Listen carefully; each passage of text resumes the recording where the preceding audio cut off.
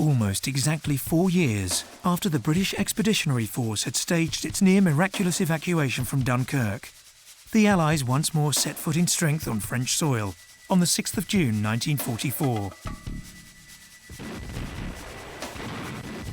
It was the greatest seaborne military operation in history. 3 airborne divisions and 5 infantry divisions stormed Fortress Europe, aided by the might of over 1,000 warships and close tactical support of hundreds of bombers and fighters.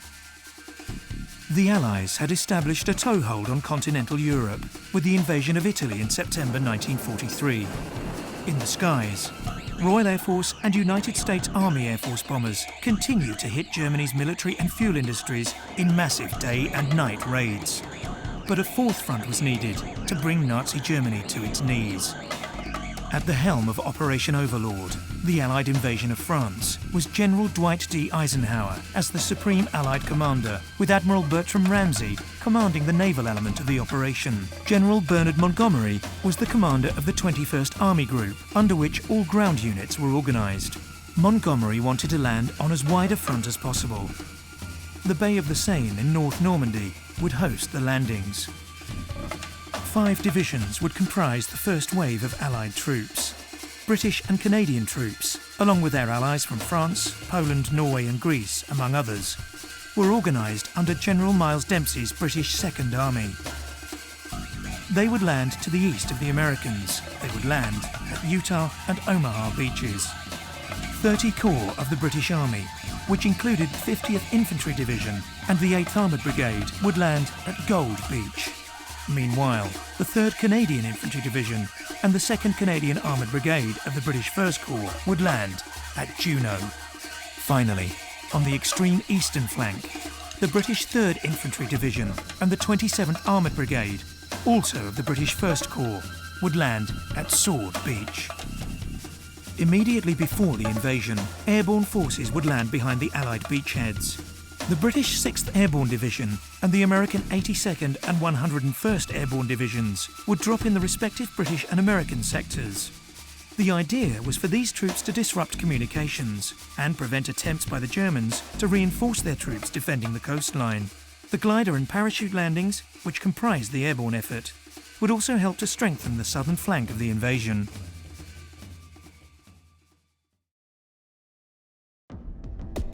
Facing the Allies in Normandy, the German High Command placed the 7th Army, which included the 84 Corps and 47 Panzer Corps, in the western and eastern sectors. These units were under the responsibility of Field Marshal Erwin Rommel's Army Group B. Rommel feverishly devoted his renowned energy to strengthening France's Atlantic Wall coastal defences. The Atlantic Wall was in preparation since 1943. And particular attention was paid to the stretch of coastline between Calais and Normandy, where the Germans expected that the invasion would come from. Fixed strong points included bunkers and pillboxes, which could pour artillery and machine gun fire onto the beaches. Tank traps and landing craft obstacles festooned France's western coast, while millions of landmines lay hidden in the sand. Until the efforts to strengthen France's coastal defences began, the country was considered to be an easy posting for German troops, a rest and recuperation area for soldiers exhausted by the violence of the Eastern Front.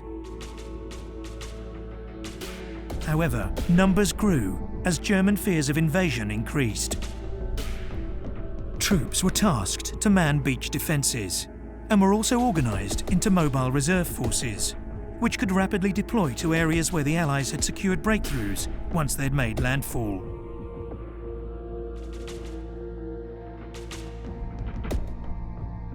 Rommel's tactics were simple. The Allies had to be prevented from getting ashore. If they did, they would have to be stopped on the beaches. The fixed defences were designed to keep the Allies pinned down while they were strafed with machine gun fire and shattered by artillery. He also proposed that panzer units be deployed near the front to bolster the defences. Any invasion had to be repulsed in the first 24 hours. If the invasion could not be stopped at sea, Rommel's fear was that the Allies would outflank the defenders and destroy them. The Field Marshal realised from his North African experiences that identifying the main thrust from a beachhead and organising units to destroy it would not work in Normandy. This was because of the extent of Allied air superiority. Rommel famously remarked that when the invasion came, for the Allies and Germans alike, it would be the longest day. Yet Rommel had his detractors. Field Marshal Gerd von Rundstedt, in charge of Army Group D, believed that troops and armour should be concentrated for devastating counterattacks once the invasion had made it ashore. Rommel's strategy was complicated by Hitler's refusal to allow the movement of armoured divisions without his express permission. For all of Rommel's grand designs, Hitler's intransigence prevented him from moving any of the units he required, leaving the 21st Panzer Division as the only mobile armoured formation at his disposal in Normandy. Still a problem was that the number of German troops in Normandy was insufficient to throw the Allies back into the sea. 7th Army's 14 infantry divisions and its single Panzer Division were all that was in the area to confront the Allies. These units were spread across a front almost 1,000 miles long. The soldiers manning these units varied dramatically in quality, and they could not be considered in the same league as the crack troops fighting the Red Army in the east. The sister services that should have been able to supplement the German army in its efforts to ward off the invaders were but a shadow of their former selves. The Kriegsmarine, which had once been a supreme menace on the high seas, was now a largely spent force, restricted to harassment operations by small E-boats and submarines.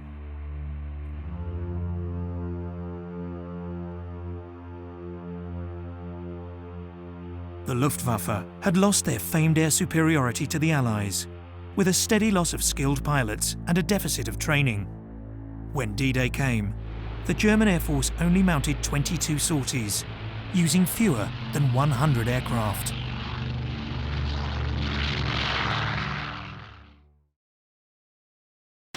Like the Germans, the Allies also had staffing issues. The British Army was suffering serious manpower shortages, and it was doubtful that heavy casualties in the invasion could be replaced.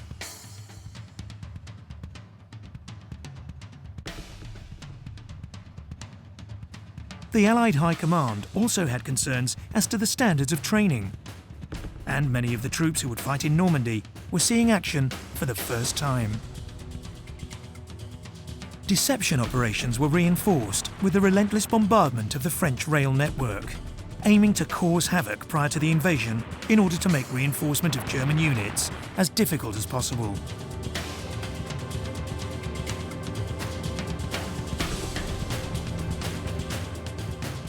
Known as the Transportation Plan, Allied aircraft dropped 42,000 tons of bombs on rail targets throughout France and Belgium, starting in March 1944. The Luftwaffe was unable to do much to halt the attacks.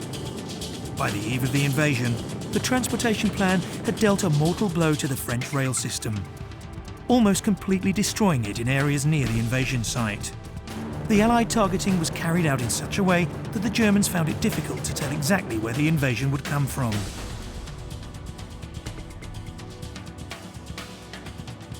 Needless to say, the logistical efforts and invasion preparations were extensive.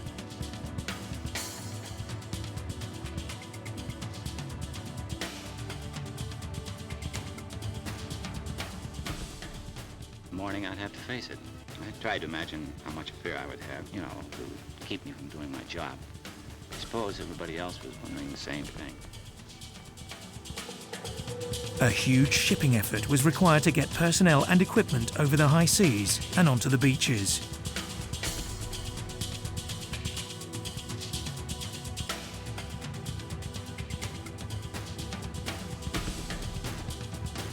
Meanwhile, air supplies were dropped into France, including weapons caches for the French resistance, to help the guerrilla and sabotage efforts of Allied special forces. These measures were designed to frustrate any German plans to reinforce their defences.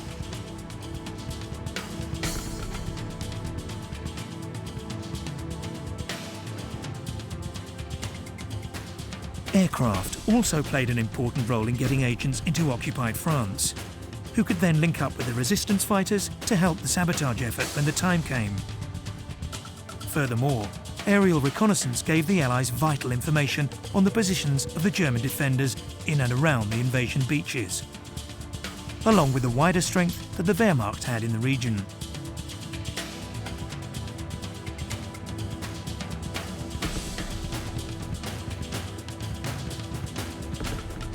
Beneath the waves, the Allies constructed a pipeline that was laid once the invasion was complete to ensure that troops were supplied with fuel and oil.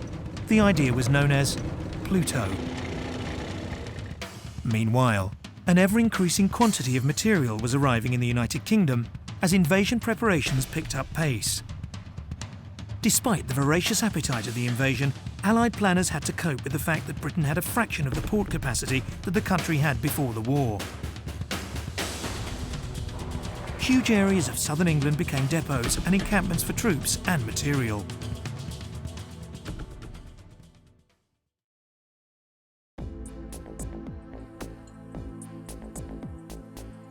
After a 24-hour postponement due to bad weather, Allied troops boarded their gliders and aircraft on the night of June 5th.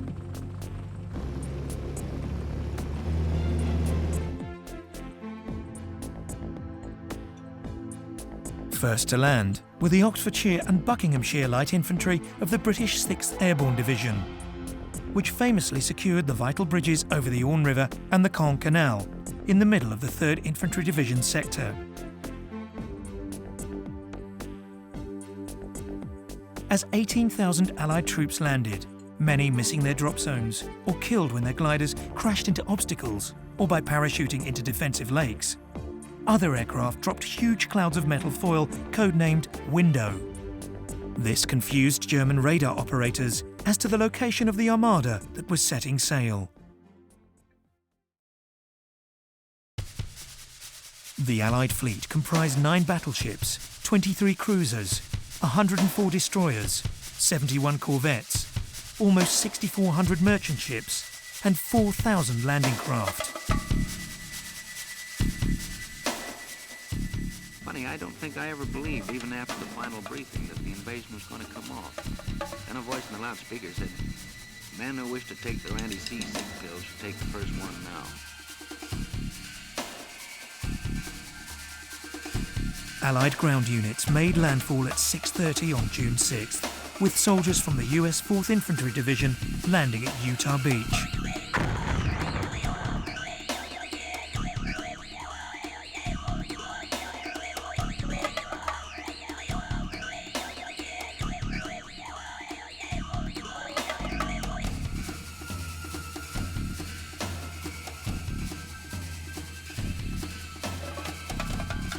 They were followed 1 hour later by British soldiers landing at Gold and Sword beaches, along with their Canadian comrades at Juno.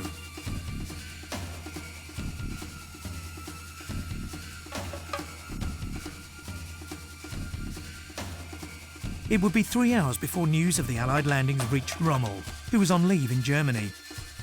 He raced back to France, with orders from Hitler to propel the Allies back into the sea by midnight. The US had their toughest time on Omaha Beach. Stoutly defended by the German 916th Grenadier Regiment, the 1st Infantry Division's troops suffered major losses as they sought to establish a beachhead. They were not helped by their amphibious tanks that floundered coming ashore. Meanwhile, landings on Sword might have been imperiled by the 21st Panzer Division, but it counterattacked too late in the battle. Things went better for the Americans at Utah. The 4th Infantry Division got most of their amphibious tanks ashore, which helped to repulse the 919th Grenadier Regiment tasked with defending the beach.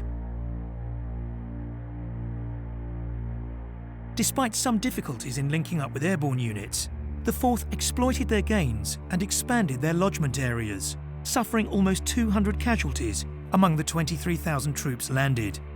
Contrast this against 2,300 casualties among the 32,000 troops landed at Omaha.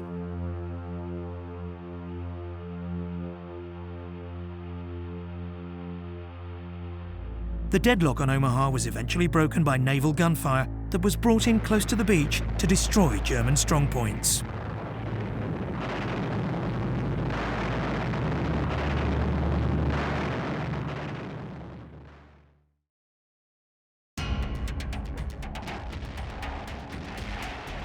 The Allies fell far short of their ambitious D-Day objectives as June the 6th drew to a close, with pockets of German resistance stronger than anticipated in some areas.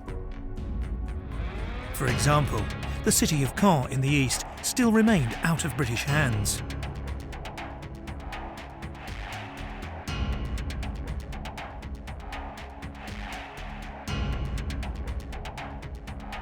Even so, the Allies established a strong hold on the Normandy coast.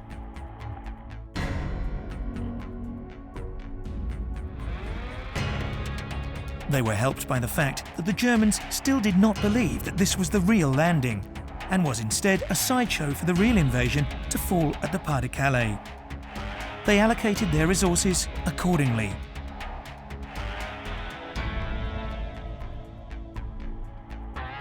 Any movement by the Germans brought wrath from the skies in the form of Allied fighter bombers flying cab-rank combat air patrols, ready to hit the German military wherever it reared its head. The last thing I remember is looking up and seeing those RAF Typhoons. When I heard them screaming up ahead, I thought, geez, I'm glad they're on our side. On the 10th of June, Rommel commented that practically our entire traffic on roads, tracks and in open country is pinned down by powerful fighter-bomber formations, with the result that the movement of our troops on the battlefield is almost completely paralysed, while the enemy can manoeuvre freely. As the Allies moved inland, they were also able to use captured airfields. This made close air support increasingly quick and responsive.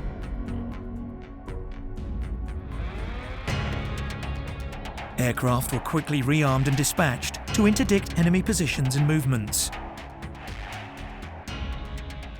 For 6 hours, the wind kept it up absolutely non-stop. Take off, attack, land, refuel, rearm, and take off again.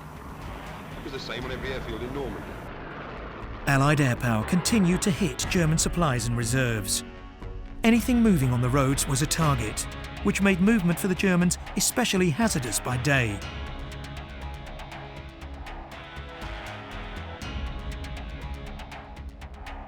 Rommel was seriously injured when a Spitfire attacked his car on July 17th, prematurely ending his career in Normandy. The first major British capture was the town of Bayeux on the southwest flank of Gold Beach, which fell on June the 8th. Soon after, British and American forces linked up at Port-en-Besson between Gold and Omaha beaches.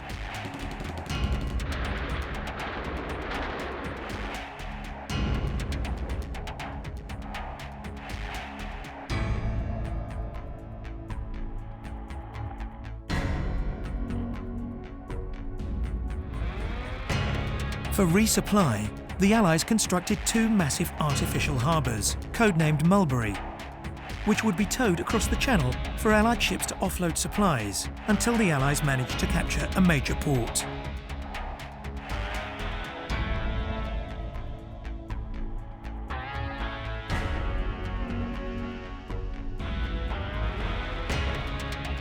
The drive across Normandy commenced.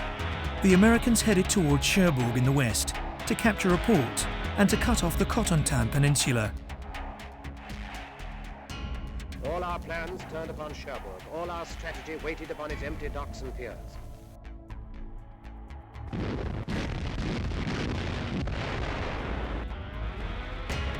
The British Second Army moved towards Caen, and Montgomery began his first attempt to capture the city on June the 10th, with the famous 7th Armoured Division, the Desert Rats, enveloping Caen from the southwest.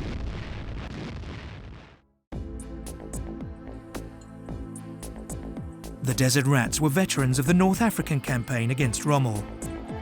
But fighting in the hedgerows of Normandy was very different to the wide open spaces of the desert. As General Erskine's formation drove towards Caen, the Panzerlehr Division provided strong resistance. Guerrilla tactics were used by the Germans as they pounced on the tanks from the hedgerows. There was no doubt that the unit was an elite force, but the severity of the fighting in Normandy exhausted the troops.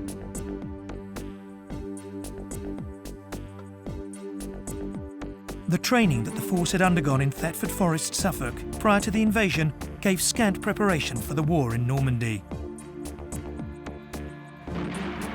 However, the Desert Rat's progress was halted by an attack at Villers-Bocage by Panzer Ace Captain Michael Wittmann that claimed almost 40 Allied tanks, armoured vehicles and trucks, against the loss of 11 tanks.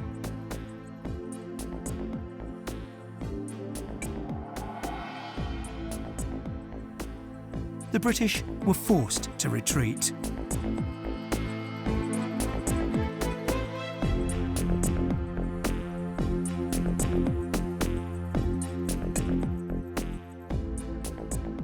The Germans had some advantages in Normandy. Since the invasion of France 4 years earlier, they'd become accustomed defenders of the Atlantic coast. Unlike the Allies, they were more familiar with the lay of the land. Their weaponry in Normandy varied dramatically in quality, ranging from captured French tanks to the latest technology the Reich had to offer.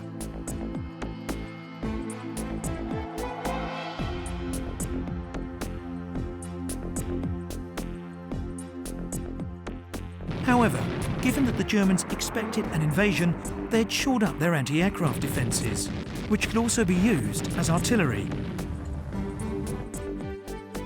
Additionally, mortar and rocket fire inflicted significant damage on the Allies once the Battle of Normandy got underway.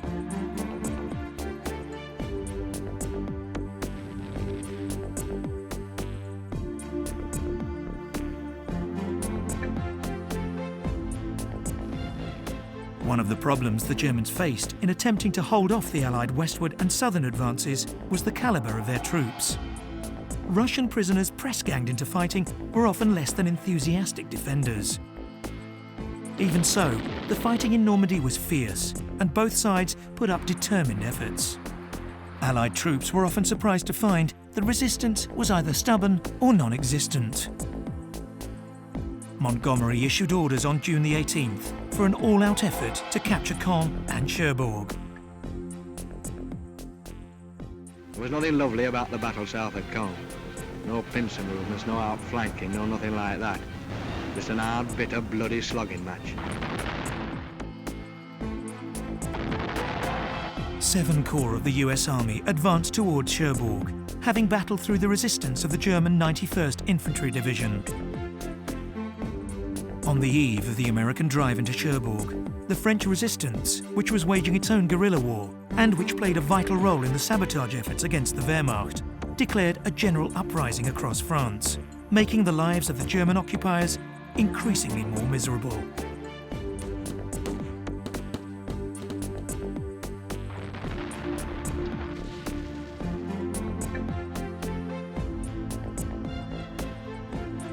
The British, meanwhile, launched Operation Epsom with the intention of outflanking Caen from the west. Although the advance was held down by particularly heavy resistance from the German 86 Corps and the 2nd SS Panzer Corps, which moved into Normandy to reinforce the city.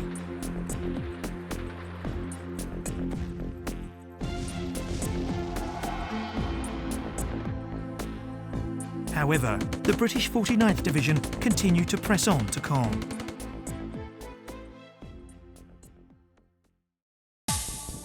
US units gradually increased their stranglehold on Cherbourg, while pleas to surrender from the German garrison commander, Lieutenant General von Schlieben, were rejected by Hitler.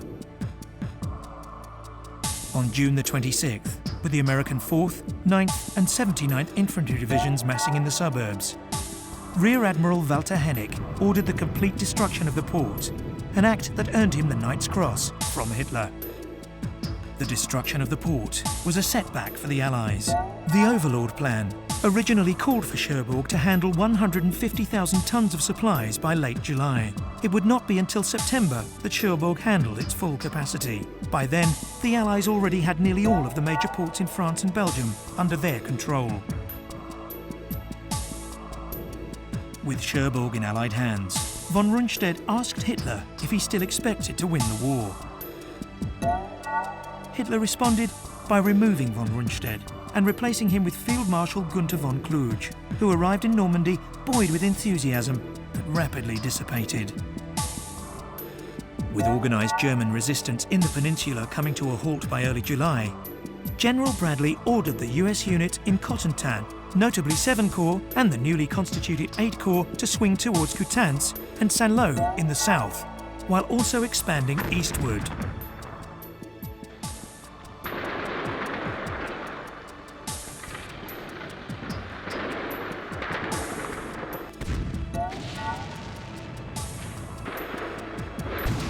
As July unfolded, the Allies already had 1 million troops ashore, together with over 170,000 vehicles, while 41,000 Germans were taken prisoner.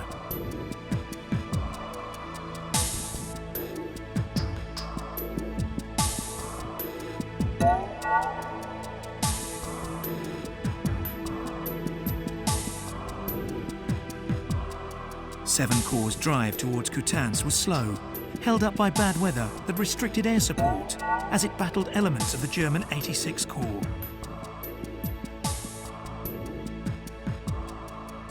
At the same time in the east, the Royal Air Force dropped 2,500 bombs on targets in and around Caen on July 7th, in preparation for a renewed assault on the stronghold.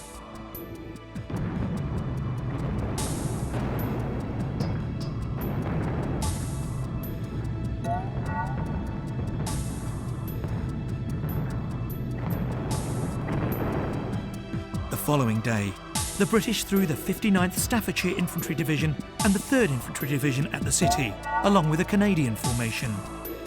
Allied units entered from the north and west, forcing out the 12th SS Panzer Division. To their west, the US began preparations for Operation Cobra, which was to drive headlong for Saint-Lô and Coutances and break out of Normandy.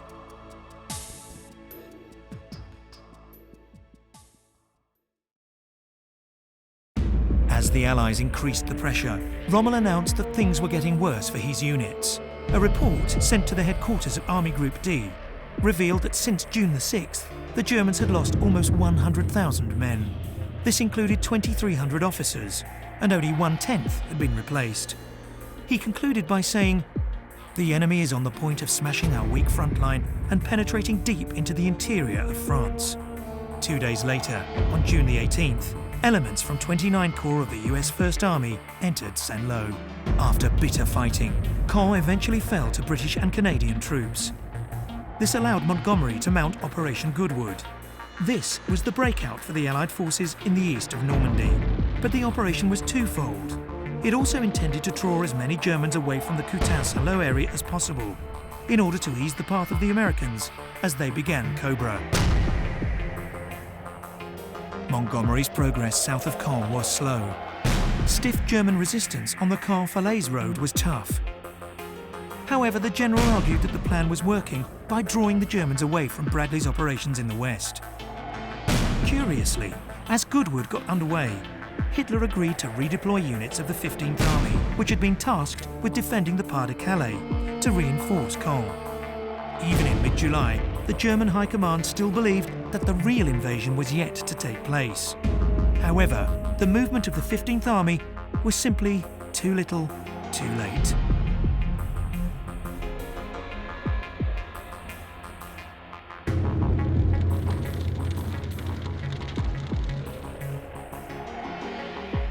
As July drew to a close, resistance in Normandy was in a state of near collapse.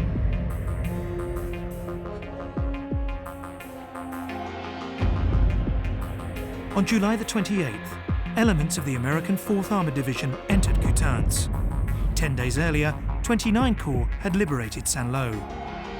The Germans were not helped by the morale of their troops.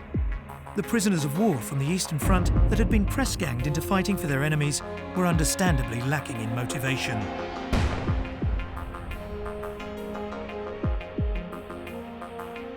Their families were in danger of retaliation if they refused to fight, leaving them little choice. But when the time came, they were more than willing to surrender, with a corresponding effect on the strength of Germany's defences. The fighting was vicious in Normandy, but the weight of the Allied onslaught eventually drove German resistance to the breaking point.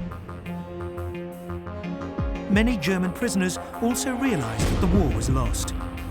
On occasion, POWs pointed out German positions and strongpoints to their captors, making the task a little easier.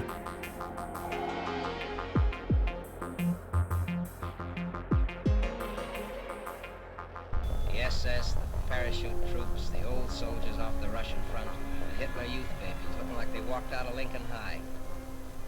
I've seen them all.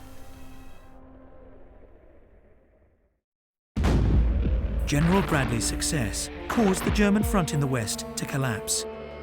Despite this, the Germans mustered a counterattack, codenamed Operation Lüttich, launched on August the 7th at Mortain.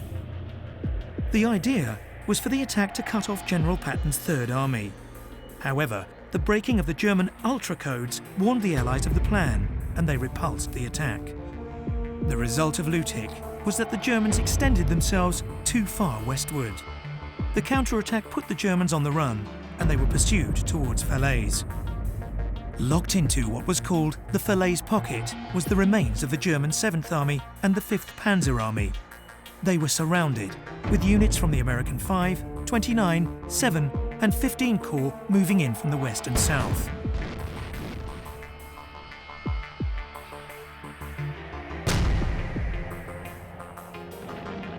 Allied fighters wreaked havoc on remaining German resistance.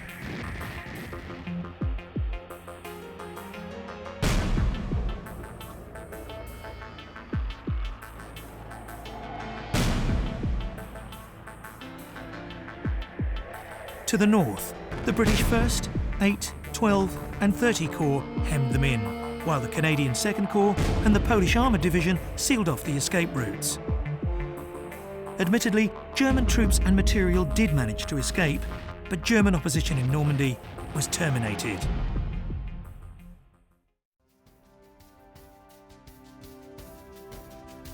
Falaise is almost due east of Paris. The road lay open for the Allies to roll back the Nazi occupation of France that had brought 4 years of horror to the country. As dawn broke on August the 15th, Allied troops moved rapidly toward the French capital.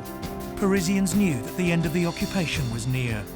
The only question was how bloody the liberation of their city would be. In Paris, the transport workers went on strike and were joined by their colleagues in the police force. By August the 18th, a general strike paralysed the city, and the French resistance ordered all Parisians to mobilise in an uprising against the Germans. On streets throughout Paris, barricades appeared, and skirmishes broke out between the Maquis and the German forces.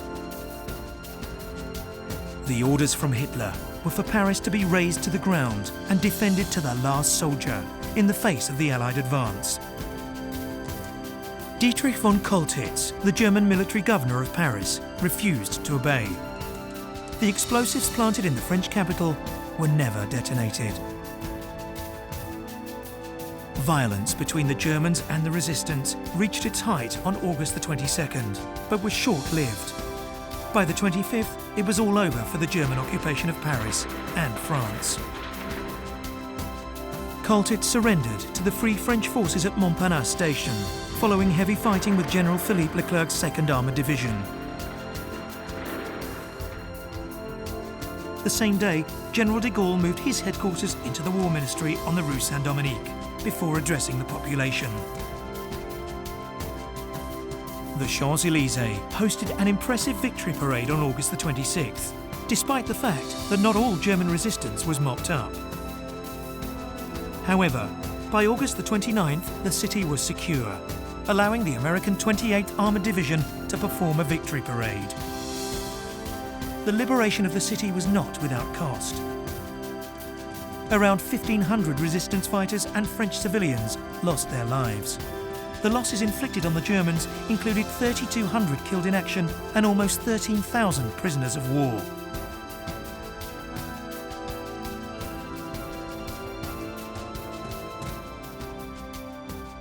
Paris, France, with a big underline for the word France.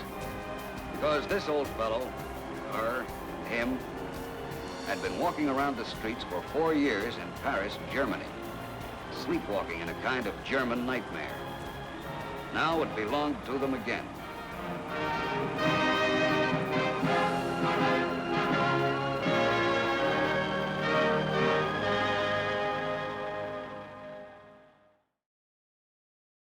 Allied victory in Normandy was possible because of several factors. The Red Army had launched Operation Bagration on June the 22nd, with almost 2 million troops landing a crushing blow to the German army. Meanwhile, Allied troops continued their advance through Italy, while bombers pounded Germany without mercy from the skies. The German armed forces, once the occupiers of Europe, were now fighting a war on 4 fronts.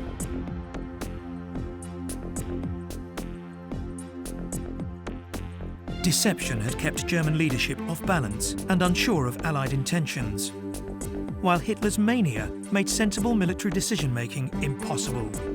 Rommel and von Rundstedt pleaded for greater discretion in the defence of Normandy, but were repeatedly denied. Hitler alone commanded the authority to move the armoured reserves, and even after the D-Day landings, many panzer divisions awaited orders from Hitler to deploy. Although Normandy was fortified, the troops manning the defences varied dramatically in morale and ability. A number of ineffective conscripts, including prisoners of war, were utilised by the depleted German war effort to limited effect. Under intense bombardment from both air and sea, morale in parts of the German army deteriorated quickly, with the German Air Force and Navy also incapable of mounting meaningful resistance. These land forces would be the Wehrmacht's only real line of defence. Specialist vehicles and resupply efforts, along with impressive logistical feats, ensured that Allied troops got off the beaches and stayed supplied. The Pluto and the Mulberry harbours were instrumental in ensuring that the Allies received the necessary fuel and equipment to continue the advance.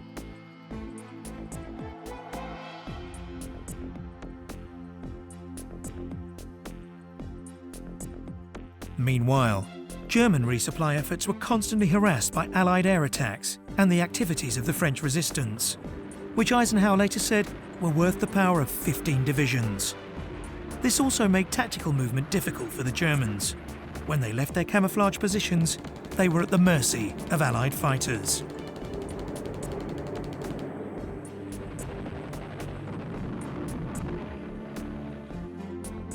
Normandy was far from a walkover. The Allies faced tough resistance and often superior technology from a stubborn and tenacious enemy. The Normandy terrain was well suited to a defensive battle, and the progress of the Allies was at times slow.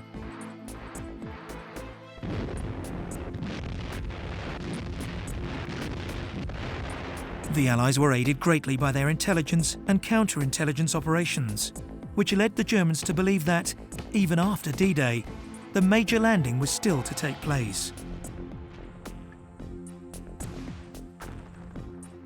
Had the German army been positioned in the right place for the Normandy invasion, the outcome might have been very different.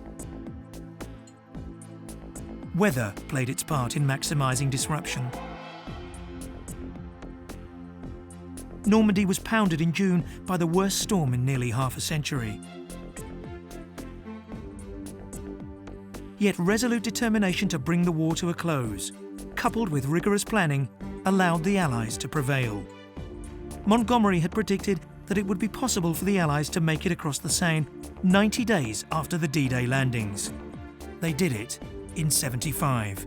With the destruction of the Normandy front, the Germans retreated into Belgium and Holland. They were forced, slowly but surely, back toward their homeland.